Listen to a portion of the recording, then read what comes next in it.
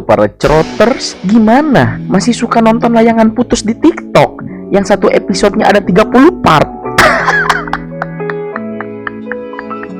Setelah saya merasakan kesedihan yang mendalam atas turunnya viewers YouTube saya, yang sangat jelas menghambat pertumbuhan subscriber saya dan juga berefek samping dengan akan semakin lama saya memenuhi syarat AdSense YouTube, kali ini saya akan kembali lagi dengan film-film menghibur dari Mamang Jeki, yaitu film Rush Hour 2 yang dirilis tahun 2001. Dan untuk kalian yang belum nonton Rush Hour yang pertama, tonton dulu agar kalian bisa lebih memahami cerita di Rush Hour yang kedua.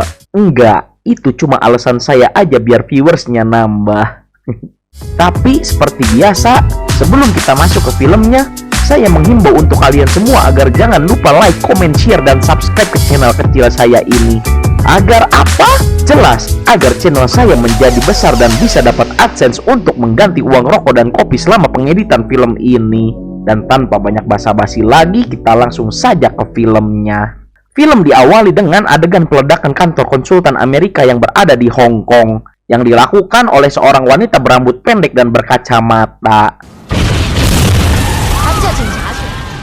Setelah itu, scene pun berganti kepada Jackie dan James Carter yang melanjutkan kisahnya di Rush Hour yang pertama, yang dimana James Carter sedang mendapatkan cuti untuk berlibur di Hong Kong. Namun di tengah-tengah perjalanan mereka, Jackie ditelepon oleh atasannya untuk mengatasi sebuah kasus di awal film tadi. Yang usut punya usut, atas kejadian peledakan itu ada 2 orang agen khusus yang sedang menyamar sebagai translator tewas. Namun karena dia sudah berjanji untuk mengajak Carter untuk bersenang-senang di Hong Kong, akhirnya Jackie berbohong kepada Carter dan mengajaknya ke sebuah klub malam di Hong Kong. Sementara Carter sedang memesan minuman, Jackie beralasan pergi ke kamar mandi, yang pada faktanya di sini Jackie ingin bertemu dengan Ricky Tan, yang nanti kita akan lihat untuk meraup informasi siapa yang melakukan peledakan itu. Am I the only one listening to this? Messi. 취소. Don't stop till they get enough. Di sisi lain, Carter malah menarik banyak sekali perhatian di bar itu dengan cara menyanyi. Just love me. To the full stop. Don't stop till you get enough. Come on. To the full step. To the full step. Oh, come on, girl. Yang pada akhirnya Jackie memberitahu kalau dia mengajak Carter ke sini untuk meraup informasi. To find Ricky Tan, we must track softly. Tread softly. Namun di tengah-tengah obrolan mereka, Jackie malah melihat sesosok karakter baru yang bernama Huli. Iya, bebengu kena. Yang usut punya usut, dia adalah tangan kanan dari Ricky Tan. Dan dari sini kita sudah dipastikan akan melihat aksi kejar-kejaran.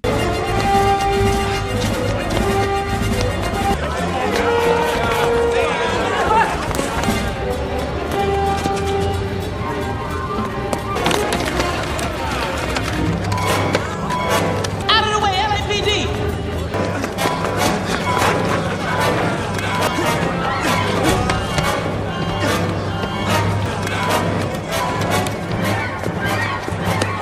Lee, hold up.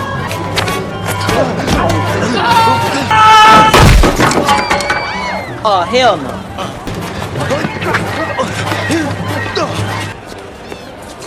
Lee, I'm taking the stairs.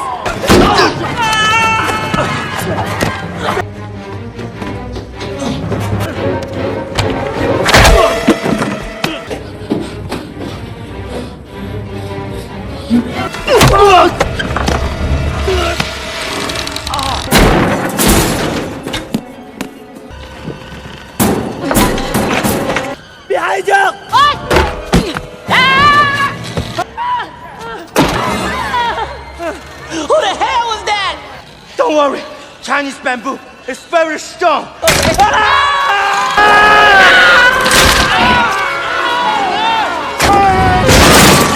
Setelah Huli berhasil lolos, Jackie yang merasa bersalah telah merusak liburan dari Carter akhirnya mengajak dia ke panti pijat yang bergelar plus-plus. Nah, disinilah kita bisa melihat karakter Ricky Tan yang berwajah kalem, tenang, dan santai namun berhati iblis dan serakah. Carter yang melihat incaran dari Jackie akhirnya dengan uring-uringan tepuguh langsung menghancurkan laptop dari Ricky Tan yang membuat keributan pun terjadi. Lee, why didn't you tell me this man rolls like this? Have a good day.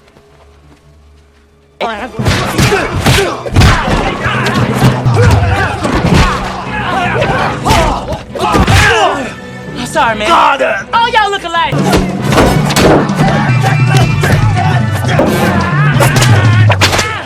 No wonder you mad.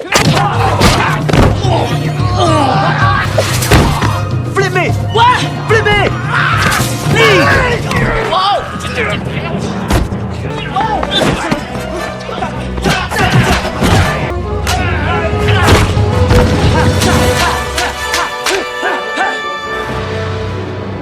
Namun keributan itu terhenti dengan datangnya banyak sekali anak buah dari Rikitan yang datang, yang berujung diturunkannya Jackie dan Carter di tengah jalan tol tanpa sehelai benang pun. Dan itu membuat Jackie dan Carter kembali ke kantor Jackie dengan bertelanjang.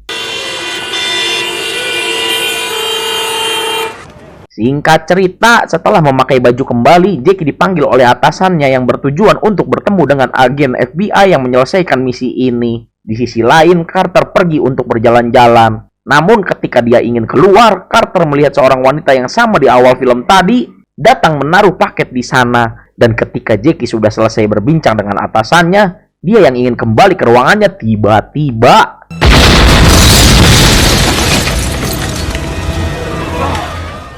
Ya, kita semua sudah dipastikan tahu bahwa paket itu berisi bom. Jackie yang mengira Carter masih di sana tentu saja sangat bersedih. Di sisi lain, Carter yang sedang dikhawatirkan Jackie malah sedang berjalan-jalan dengan menanyakan panti pijat yang bergelar plus-plus yang tadi. Namun saat sedang bertanya, dia malah melihat Rikitan dan membuntutinya.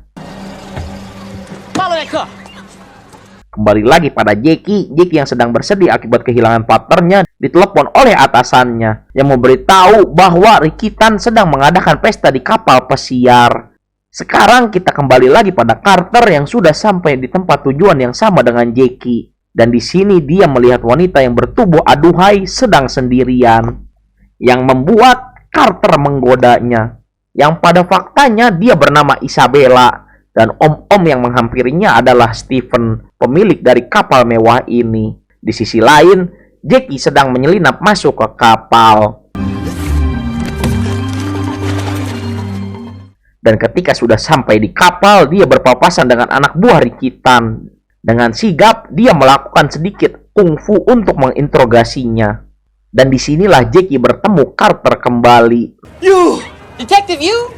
Not you, you! Namun reunian itu berlangsung singkat karena mereka sudah ditemukan oleh anak buah Rikitan yang lain. Namun di sini kita tidak diperlihatkan aksi-aksi menawan Jackie Chan karena Jackie diminta bertemu dengan Rikitan. Dan disinilah Rikitan menegaskan bahwa bukan dia yang meledakkan kantor polisi dan kantor konsultan Amerika dan mengatakan itu adalah saingan bisnisnya yang ingin namanya hancur. Namun di tengah-tengah obrolan mereka, tiba-tiba Huli datang dan menembak Rikitan yang membuat perkelahian pun tidak terelakkan lagi.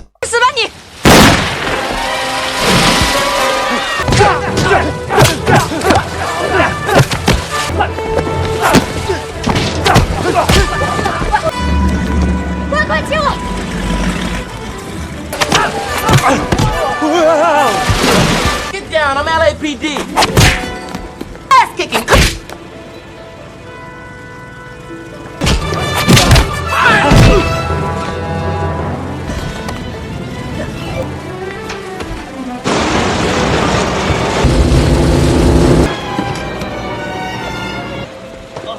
You okay?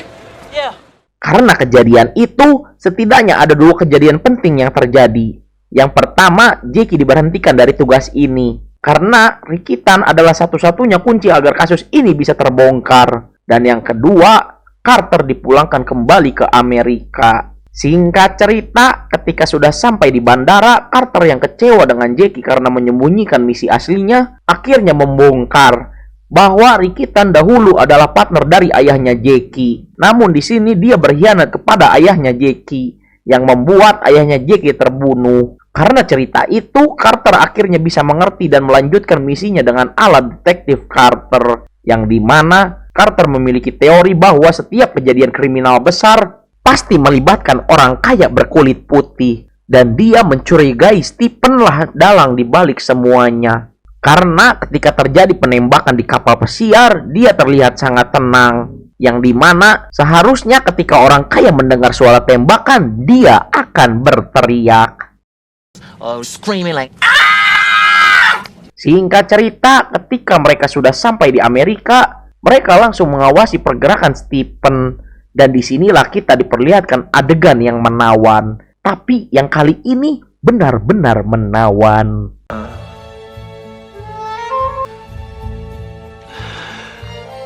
hey, what's going on, man? What are you talking about? She's getting undressed. Lord have mercy. What? She took her skirt off. Di tengah-tengah pengintaian yang menawan itu, Carter melihat wanita pemberi paket berisikan bom memberikan paket juga kepada Isabel. Dan kita juga pasti mengira itu adalah bom. It's a bomb!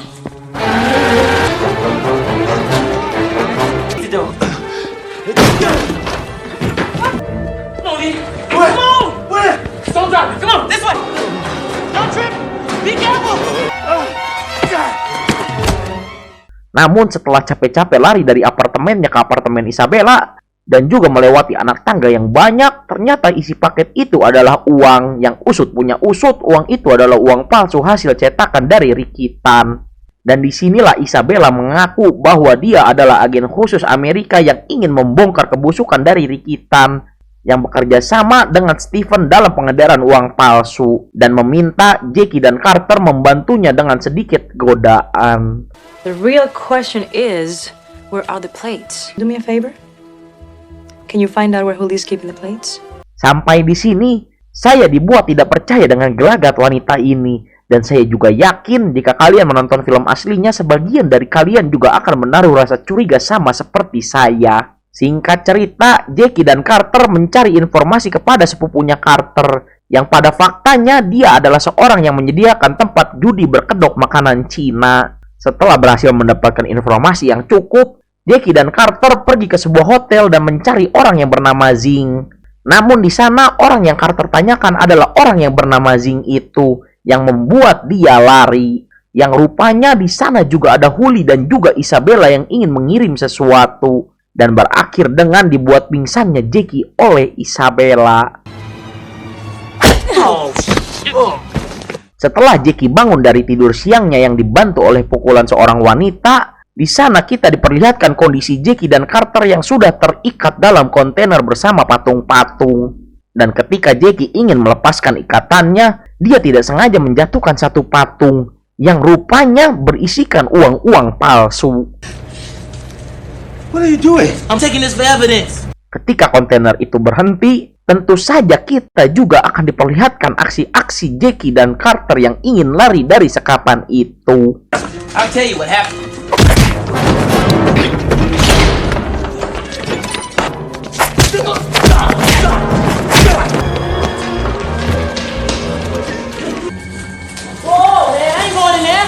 Ketika mereka berdua sudah berhasil lolos, rupanya mereka berdua berada di Las Vegas. Dan di sana Jackie juga melihat kasino yang bernama Red Dragon sedang melaksanakan grand opening. Dan nama kasino itu sama dengan nama kapal pesiar mewah dari Stephen, yang membuat Jackie dan Carter menyelinap masuk dengan cara mengganti pakaian dengan pakaian orang-orang kaya. Namun saat sedang melihat-lihat, tiba-tiba Jackie ditarik oleh Isabella dan dia meminta bantuan Jackie untuk menyelinap masuk ke dalam. Karena Isabella yakin tempat pencetakan uang palsu itu ada di dalam. Dengan sedikit tatapan menggoda dari Isabella, Jackie pun akhirnya mau. Dengan membagi tugas, Carter sebagai pengalian isu sementara Jackie masuk ke dalam. Namun, jika dengan mudah Jackie masuk ke dalam, tentu saja filmnya tidak akan menarik. Itu dibuktikan dengan Jackie yang ketahuan melalui CCTV, yang membuat kejar-kejaran pun tidak terelakkan lagi.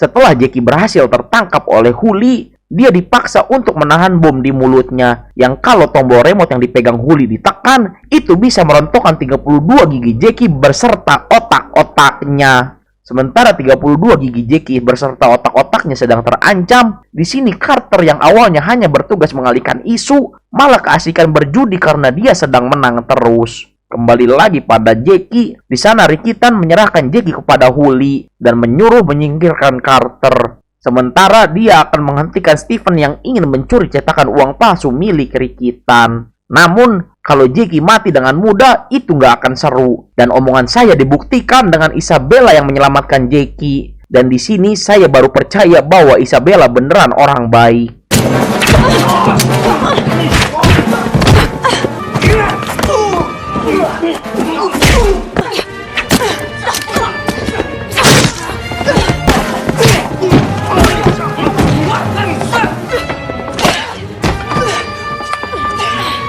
Good, because I don't want to get jumped by any of these rich white folks. Let's go.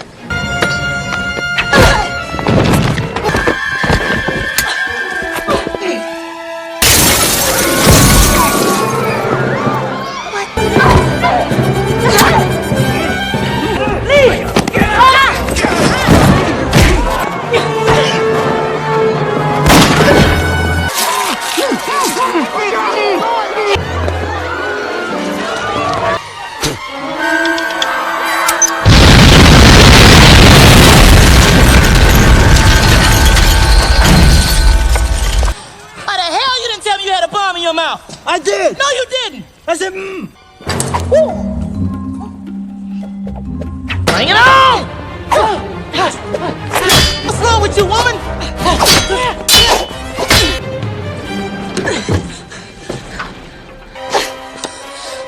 Smell good. Well, now you know. You need help.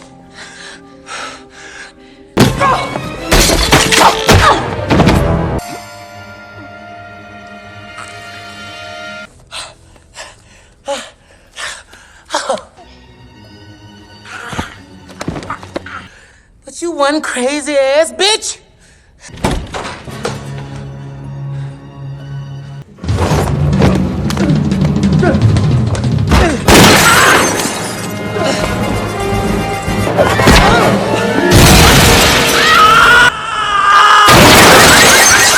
Damn. Good kick, Lee. Di akhir cerita, kita diperlihatkan FBI berterima kasih atas kerja kerasnya Jackie. Dan di sini kita juga diperlihatkan Jackie yang mendapat ciuman dari Isabella. Dan juga Carter dan Jackie yang akan berlibur ke New York. Yang pastinya akan ada aksi-aksi dari mereka lagi pada film Rush Hour yang ketiga. Dan film pun tamat. Sudah tidak ada yang bisa saya jelaskan lagi pada film ini karena seperti pada film sebelumnya. Dan juga film ini juga sudah jelas karena memang film ini tidak terlalu banyak plot twist yang bikin otak kalian dan otak saya bekerja keras hingga mengeluarkan asap. Dan yang pasti hikmah dari film ini adalah berhati-hatilah jika kalian ingin menjadi detektif karena itu bisa membahayakan nyawa kalian. Itu